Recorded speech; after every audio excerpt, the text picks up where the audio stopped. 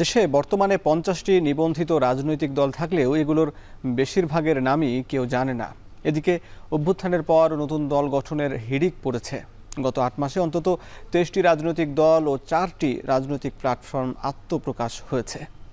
এদিকে আজ চিত্রনায়ক ইলিয়াস কাঞ্চন ও সাংবাদিক শওকত মাহমুদের নেতৃত্বে আত্মপ্রকাশ করেছে জনতা পার্টি বাংলাদেশ। নতুন এই দলের উদ্দেশ্য এবং কর্মসূচি কার্যক্রম সহ বিভিন্ন বিষয় নিয়ে আলাপ করব ভোটের ট্রেনের ১৪৬তম পর্বে। সঙ্গে আছি আমি হাসিব বিল্লাহ। দর্শক, শুরুতেই দেখে নিতে চাই ভোটের মাঠে নির্বাচন নিয়ে আজ যা আলোচনা হলো। আজ বেশ কয়েকটি রাজনৈতিক দলের নেতারা কথা বলেছেন জামাত ইসলামীর নেতা আমির ডাক্তার শফিকুর রহমান। তিনি বলেছেন সক্ষমতা যাচাইয়ে দ্রুত স্থানীয় সরকার নির্বাচন দিন। তিনি মূলত একই সঙ্গে আরও জানিয়েছেন, তিনি দাবি করেছেন স্থানীয় সরকার বিভিন্ন জায়গায় প্রতিনিধি না থাকার কারণে জনগণ ভোগান্তিতে পড়েছে। আনুপাতিক হারে জাতীয় সংসদ নির্বাচনের দাবি জানিয়েছেন তিনি, এবং তিনি বলেছেন নির্বাচনে বিশেষ কোনো দলকে সুবিধা দিলে জনগণ মেনে নেবে না। বিশেষ দল বলতে বিএনপি নাকি এনসিপি নাকি অন্য কোনো রাজনৈতিক দল কে বুঝিয়েছেন সেটি স্পষ্ট করেননি। এদিকে বিএনপির সিনিয়র যুগ্ম মহাসচিব রুহুল কবির রিজভী বলেছেন নির্বাচনের বিকল্প হিসাবে সংস্কারকে দাঁড় করানো হচ্ছে। এদিকে জাতীয় সমাজতান্ত্রিক দল জেএসডির সভাপতি আসম আব্দুর রব বলেছেন সংস্কার ও নির্বাচনের সমন্বিত রোডম্যাপ ঘোষণা করুন, অর্থাৎ একসঙ্গেই সংস্কার এবং নির্বাচনের রোডম্যাপের দাবি জানিয়েছেন তিনি। এদিকে গণ অধিকার পরিষদের সভাপতি নুরুল হক নূর বলেছেন ফ্যাসিবাদ নির্মূল না হওয়া পর্যন্ত নির্বাচন হতে পারবে না। এই ছিল ভোটের মাঠে আলাপ আলোচনা। দেখছেন ভোটের ট্রেন। প্রতিদিনের মতো আজও ভোটের ট্রেনে আমাদের সঙ্গে যুক্ত আছেন নতুন রাজনৈতিক দল জনতা পার্টি বাংলাদেশের মহাসচিব শওকত মাহমুদ। শওকত ভাই, আপনাকে স্বাগত এখন টিভির নিয়মিত আয়োজনে। আপনার অনেক পরিচয়, আপনি প্রেস ক্লাবের সাবেক সভাপতি, আপনি বিএনপির সাবেক ভাইস চেয়ারম্যান সহ আরও অনেকগুলো পরিচয় আছে, এবং আজ একটি নতুন রাজনৈতিক দল আত্মপ্রকাশ করলো, সেটির মহাসচিবের আপনি দায়িত্ব পেয়েছেন। আপনার কাছে জানতে চাই যে বাংলাদেশে তো আসলে কয়েকশো রাজনৈতিক দল রয়েছে, এছাড়া নতুন অনেকগুলো রাজনৈতিক দল আত্মপ্রকাশ করলো। আসলে এখন আরও একটা রাজনৈতিক দলের আত্মপ্রকাশের কেন প্রয়োজন পড়লো? দেখুন, বাংলাদেশে নিবন্ধিত এবং অনিবন্ধিত দলের সংখ্যা প্রায় ৩০০-রও বেশি। নিবন্ধিত দল যেগুলো আছে সেই দলগুলোর অধিকাংশই তারা নিষ্ক্রিয়, নাম সর্বস্ব, তাদের কোনো রাজনৈতিক তৎপরতা নেই। বাংলাদেশে এই ২৪-এর গণ অভ্যুত্থানের পর একটি বড় ধরনের রাজনৈতিক শূন্যতা তৈরি হয়েছে। এই রাজনৈতিক শূন্যতা তৈরি হওয়ার একটি বড় কারণ হচ্ছে যে গণ অভ্যুত্থানের চেতনাকে কত ভাগ রাজনৈতিক দলগুলো ধারণ করছে বা করছে না, এটা একটা প্রশ্ন উঠে দাঁড়িয়েছে। আমরা যেসব রাজনৈতিক দলের তৎপরতা দেখছি সেই সব রাজনৈতিক দলগুলো এখন নির্বাচন নিয়ে ব্যস্ত। সংস্কারের কথা তারা বলছে, কিন্তু তাদের মধ্যে একটি অংশের নির্বাচনকে যাওয়ার ব্যাপারে খুব তাড়াহুড়া। আমরা দেখছি যে বাংলাদেশের ৫৪ বছর ইতিহাসে রাজনৈতিক দলগুলো নিজেরা কোনো সংস্কার করেনি। তারা অনেক চেষ্টা করেছেন, কিন্তু ফ্যাসিবাদকে তারা সরকারের ভেতরে বাইরে থেকে উপড়ে ফেলতে পারেননি। যেহেতু গণ অভ্যুত্থান এমন একটি স্লোগান এবং দাবি নিয়ে এসছে যে ফ্যাসিবাদী শেখ হাসিনার পতন এবং ফ্যাসিবাদকে চিরতর নির্মূল করার জন্য একটি নতুন রাজনৈতিক বন্দোবস্ত তৈরি করা। আমরা মনে করি ৭১-এর চেতনা এবং ২৪-এর চেতনায় রাষ্ট্র যেহেতু নতুন করে সাজবে, সেই সাজার প্রক্রিয়ায় কিন্তু রাজনৈতিক দলগুলো, প্রচলিত রাজনৈতিক দলগুলো কিন্তু তেমন সাড়া দিচ্ছে না। আমাদের এটা অত্যন্ত দুঃখের সঙ্গে বলতে হচ্ছে, বাংলাদেশের অধিকাংশ রাজনৈতিক দল এখন বড় দু একটি দলের পেছনেই তারা ঘুরছে, এবং তারা মূলত এই নির্বাচনী গাঠবন্ধন বা জাতীয় সরকারে তাদের স্থান হবে কিনা এসব নিয়ে তারা বার্গেনিংয়ে ব্যস্ত। কিন্তু রাষ্ট্রের যে মৌলিক যে চাহিদা, জনগণের যে চাহিদা, সেই চাহিদা পূরণে কেউ কথা বলছে না। এবং আমরা দেখছি যে আন্তর্জাতিক বিষয়ে বাংলাদেশের এই প্রচলিত রাজনৈতিক দলগুলো নীরব রয়েছে। যেমন একটি উদাহরণ দিই, যেমন এই গণ অভ্যুত্থানের চেতনার একটা বড় বিস্ফোরণ হয়েছে ভারত বিরোধী চেতনার কারণে। কারণ ভারত বাংলাদেশের ফ্যাসিবাদকে তোষণ এবং পোষণ করেছে। কিন্তু আমরা এখন দেখছি যে রাজনৈতিক দলগুলো ক্ষমতায় যাওয়ার জন্য তারা ভারতকে খুশি করার চেষ্টায় ব্যস্ত হয়ে পড়েছে। এটা হচ্ছে গণ অভ্যুত্থানের চেতনার পরিপন্থী তাদের তৎপরতা।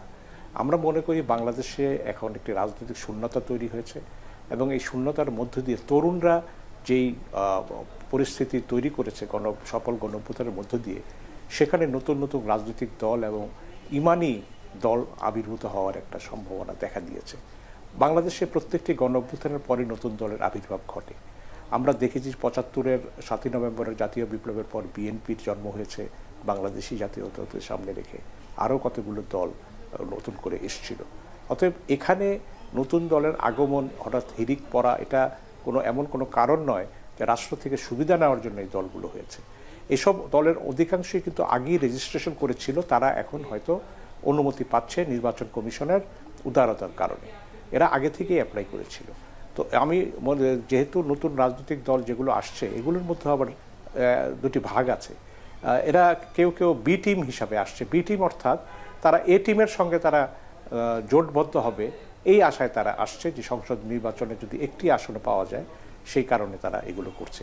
মূলত জনগণের পক্ষে কথা বলার জন্য, সাহসী ভূমিকা রাখার জন্য, রাষ্ট্রকে নতুন চেতনায় করবার জন্য কিন্তু তাদের তাগিদটা কম।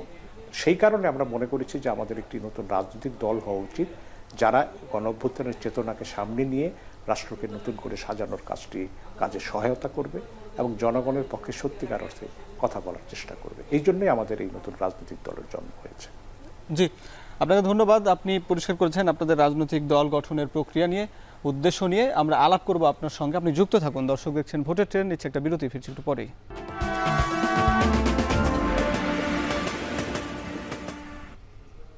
বিরতির পর স্বাগত। দর্শক দেখছেন ভোটের ট্রেন। শওকত ভাই, আমরা আলাপ করছিলাম নতুন রাজনৈতিক দল ইস্যুতে, আপনি আপনার দল নিয়ে। একই সঙ্গে আপনি যেটি বললেন যে গণঅভ্যুত্থানের পর রাজনৈতিক যেসব দল গঠন হয়েছে সেগুলোর আকাঙ্ক্ষা, সেগুলো বাস্তবায়নে সেরকম আশা পূরণ করতে পারেনি। আপনি বি টিমের কথা বললেন নির্বাচনকে সামনে রেখে। আমরা এটা দেখি যে নির্বাচনের আগে আগে বেশ কিছু রাজনৈতিক দল গঠনের উত্থান হয়। আপনিও ঠিক ২৪-এর নির্বাচনের আগে ইনসাফ কায়েম কমিটি নামে একটি দল গঠনের উদ্যোগ নিয়েছিলেন, এবং তারপরেও কি এবারও সামনে নির্বাচন ঘনিয়ে আসছে, আপনিও কি নির্বাচনকে সামনে রেখে রাজনৈতিক দল গঠন হচ্ছে কি না, আপনি কি বলবেন এই বিষয়গুলো নিয়ে? ইনসাফ কায়েম কমিটি কোনো রাজনৈতিক দল ছিল না। এটি ২০১২ সালে দেশনেত্রী বেগম খালেদা জিয়া, জনাব ফরহাদ মজার ও আমাকে দিয়ে এই কমিটিটা একটা নাগরিক অধিকার কমিটি গঠন করে দিয়েছিলেন, এবং সেই কমিটি পরে জাতীয় ইনসাফ কায়েম কমিটি হিসেবে আত্মপ্রকাশ করে। তখন এটা নিয়ে বিএনপির কোনো মহলে একটা ভুল বোঝাবুঝি হয়েছিল যে তারা বোধহয় একটি বিকল্প রাজনৈতিক দল গঠনের চেষ্টা করছে। আমরা সেটা করিনি, আমাদের সেটা উদ্দেশ্য ছিল না। আমরা যেটা চেয়েছিলাম, গণ অভ্যুত্থান করতে, পেশাজীবীদের মধ্য দিয়ে গণ অভ্যুত্থানের সূচনা করে পরে রাজনৈতিক দলগুলোর অংশ নিয়ে এই গণ অভ্যুত্থানকে সফল করা। কিন্তু সেই ক্ষেত্রে আমাদের সফল হতে দেওয়া হয়নি। কিন্তু বস্তুত আপনি দেখবেন যে ইনসাফ কায়েম কমিটির যেই আদর্শ বা যেই লক্ষ্যকে তারা জাতির সামনে এনেছিল, ছাত্ররাই কিন্তু এই রাজনৈতিক দলগুলোর ব্যর্থতার কারণে ছাত্ররাই অরাজনৈতিক গণঅভ্যুত্থান ঘটিয়েছে ওই ইনসাফ কায়েম কমিটির বর্ণিত আদর্শের বাস্তবায়নের মধ্য দিয়েই। তো সেই কারণে এটা ইনসাফ কায়েম কমিটি কোনো নির্বাচনের লক্ষ্যে, অংশগ্রহণের লক্ষ্যে ছিল না, ও গণঅভ্যুত্থান ছিল তার মূল লক্ষ্য। এখনও আমরা যেটা করছি সেটা প্রক্রিয়া আসলে ২-৩ বছর আগের থেকে শুরু হয়েছিল। এটি কালক্রমে আমরা এই পর্যায়ে পৌঁছেছি। শুধুমাত্র নির্বাচন নয়, দেশের সকল ইস্যুতে ভূমিকা রাখার জন্য। নির্বাচন অবশ্যই গুরুত্বপূর্ণ এবং নির্বাচনের আগে সংস্কারও গুরুত্বপূর্ণ। আমরা নির্বাচনে যাব, কিন্তু তার আগে আমরা মনে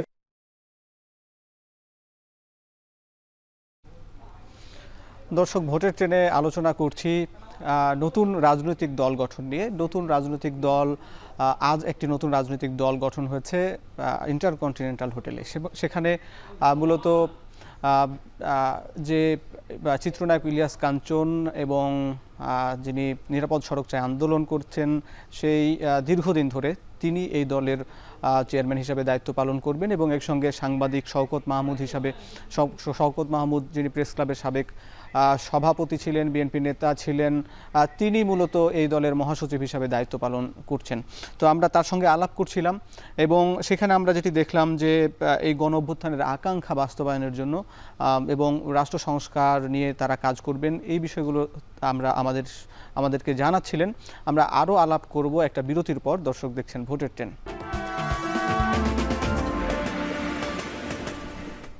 বিরতির পর স্বাগত। আলোচনা করছি নতুন রাজনৈতিক দল জনতা পার্টি বাংলাদেশের মহাসচিব শওকত মাহমুদের সঙ্গে। শওকত ভাই, আপনার কাছে একটু জানতে চাই, আপনারা আত্মপ্রকাশ করলেন আজই, কিন্তু আপনাদের এই যে গণপরিষদ, স্থানীয় সরকার নির্বাচন কিংবা জাতীয় নির্বাচন, এসব নিয়ে বিতর্ক হচ্ছে, সরকারের মেয়াদ নিয়ে আলাপ আলোচনা চলছে, আপনাদের অবস্থানটা কি একটু জানতে চাই। আমরা শিগগিরই আমাদের দলের কেন্দ্রীয় কমিটির সভায় বসে আমরা এগুলো সিদ্ধান্ত নেব যে আমরা কোন ইস্যুতে আমরা কি বক্তব্য রাখব, এবং আমরা এই ঐকমত্য কমিশনের কাছে প্রস্তাবাবলী পেশ করব এবং সংবাদ সম্মেলনের মধ্য দিয়ে আমরা জানাবো যে কোন ইস্যুতে আমাদের কি অবস্থান। তবে মোটা দাগে আমরা সংস্কারের মানে যেটা গুরুত্বপূর্ণ সংস্কারগুলো সেগুলো আমরা নির্বাচনের আগে তার বাস্তবায়ন দেখতে চাই। এই জন্যে যে বিগত তত্ত্বাবধায়ক সরকারের আমলেও, বিশেষ করে শাহাবুদ্দিন সরকার সাহেবের আমলেও আমরা মিডিয়া বন্ধ করে দেওয়ার, সরকারি ক্ষমতাকে রদ করার জন্য শাহাবুদ্দিন সাহেব এটি কমিটি গঠন করেছিলেন এবং তার সুপারিশ বাস্তবায়ন করে অধ্যাদেশ জারি করেছিলেন। পরবর্তী নির্বাচিত সরকার বেগম খালেদা জিয়ার নেতৃত্বে যেটা হয়েছিল, তারা তাদেরকে আইনে অনুমোদন করে পত্রিকা বন্ধে সরকারি ক্ষমতা প্রত্যাহার করে নেন। অতএব এই সরকার যাতে শুধুমাত্র একটা চার্টার করলেই হবে না বা একটি অঙ্গীকারনামায় রাজনৈতিক দলগুলোর সম্মতি নিলে হবে না, তা বাস্তবায়নের সঠিক প্রক্রিয়ার সূচনার পরই আমি মনে করি যে নির্বাচনে গিয়ে নির্বাচিত সরকারের উপর এটি একটি ম্যান্ডেট হিসেবে দেওয়া উচিত যে তারা এই সংস্কারগুলো বাস্তবায়ন করবে। এবং এই সংস্কার প্রক্রিয়ার আলাপ আলোচনার মধ্য দিয়েই কিন্তু অনেক রাজনৈতিক দলের ভেতরের মনোভাব কিন্তু পরিষ্কার হয়ে যাচ্ছে, আসলে তারা কতখানি সংস্কার চায় বা কোন সংবিধানের কোন অনুচ্ছেদে কী ধরনের তারা পরিবর্তন চায়। তো এই আলোচনাগুলো হওয়া প্রয়োজন এবং এর মধ্য দিয়ে আমরা মনে করি যে একটি কোনো রকম বিভেদ নয়, জাতীয় ঐকমত্যের মধ্য দিয়ে সংস্কার ও নির্বাচন দুটি প্রক্রিয়ায় এই অন্তর্বর্তী সরকার সমাধান। জুলাই চার্টার ছাড়া আর কি হতে পারে? আমাদের ভাবনাগুলো আমরা জুলাই চার্টার ছাড়া আমার মনে হয় যে যেসব বিষয়ে সরকার অধ্যাদেশ জারি করার সক্ষমতা আছে মানে সংবিধানের মধ্যে, সেগুলো বিষয়ে সরকার অধ্যাদেশ জারি করতে পারে, সরকার গণভোটও দিতে পারে। সরকারের এরকম সামনে অনেকগুলো মানে আমি বলবো বিকল্প আছে।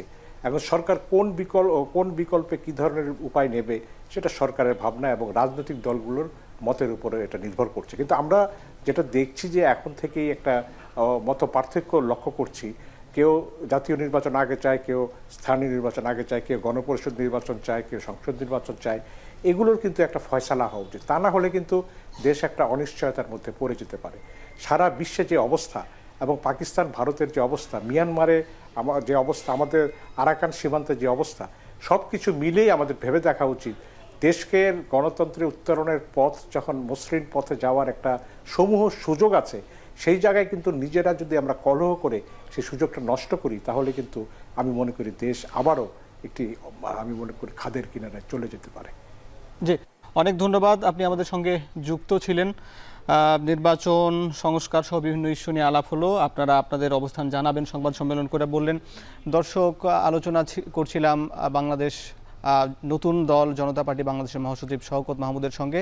এতক্ষণ যারা সঙ্গে ছিলেন সবাইকে ধন্যবাদ জানিয়ে শেষ করছি আজকের মতো ভোটের ট্রেন।